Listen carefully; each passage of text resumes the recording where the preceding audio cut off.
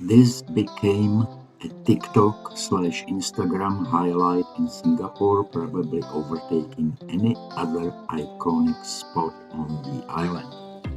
And maybe the view of the Sands Marina Hotel complex adds to it. The statue, the white statue, the Merlion, a mythical creature with the head of a lion and body of a fish, was created only in 1964 as a logo for the Singapore Tourist Board.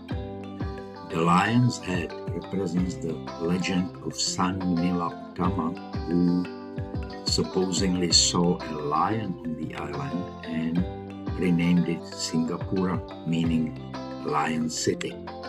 The fish body symbolizes Singapore's history as a fishing village, Temasek, meaning sea town. The first Merlion statue built between 71 and 72 was placed at the mouth of the Singapore River. In 2002, the statue was moved here to the current Merlion Park in Marina Bay. Marina Bay Sands is known for its luxury hotel that you can see in the distance, upscale shopping, and iconic Sky Park, which offers panoramic views of the city. Gardens by the Bay is famous for its stunning gardens, super trees, and conservatories. And I would say almost everyone who comes to Singapore as a foreign visitor comes to this spot. You can just see the crowd here. And from what I have seen, it's almost at any time of the day, any day of the week. People just come and take pictures. I feel like having some adventure, and I want to visit an island formerly known as Palau Belakang Mati, Island of Death Behind in English. Why? Because it was known for pirates and diseases. The British and later the Japanese used it as a military base, including a prisoner of war camp during the World War II. In the 1970s, the Singapore government transformed it into a recreational island, naming it Sentosa. Today, it's a popular tourist destination, home to numerous attractions like Universal Studios, aquarium, casino, and luxurious resorts, and so on. Pretty fascinating history. And I'm wondering, how does it look today? Opened in 2012. Resorts World Sentosa. So let's go. The signs over there to see where we can go.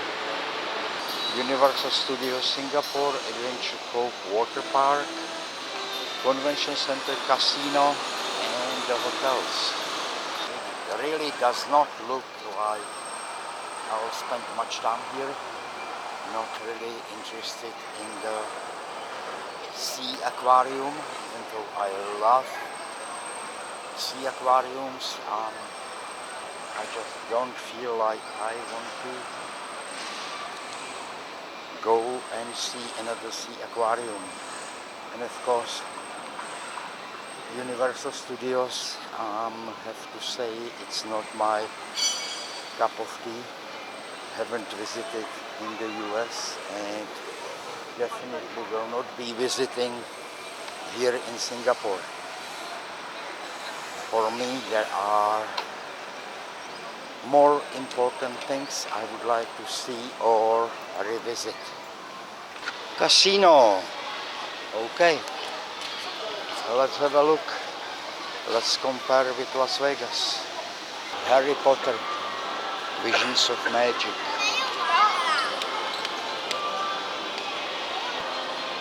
And this looks like the casino. Let's have a look. It doesn't look that much different from Vegas, tons of slot machines, some table games, etc. There were some familiar free non-alcoholic drinks and water and tea or coffee, self-service. Didn't see any cocktail service circulating on the floor. Well, in the casino and toilets were very, very clean, as is usually the case in better casinos, no surprise. So how would I grade it? Well, if you want to gamble in Singapore, it is a good place. Nothing special though. I cannot compare it to any better casino in Vegas with many free shows and various promotions and so on. But as I said, if your primary goal is gambling, it's not so bad. Before I could enter, I had to show my passport. They scanned it and they also took my picture.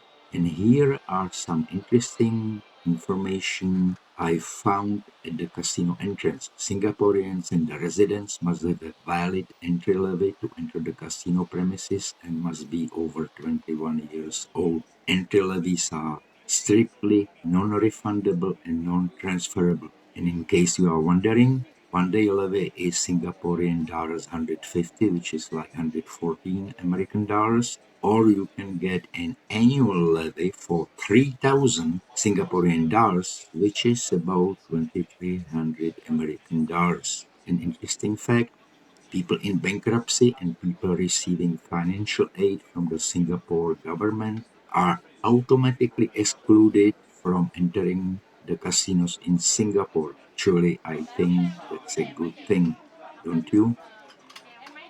So now I'm on the train from Singapore back to Malaysia, and I am feeling a little bit nostalgic already because Singapore is one of my favorite cities in Asia. It was not the first city in Asia that I visited, but it was a city that I visited for the first time on my first around the world trip back in the 90s, and since then I returned several times, both on business and privately, and then I had until now an almost 20-year break, so kind of feeling blue a little bit. But anyway, new adventure ahead of us, going back to Malaysia. Thank you for watching. Take care. Bye.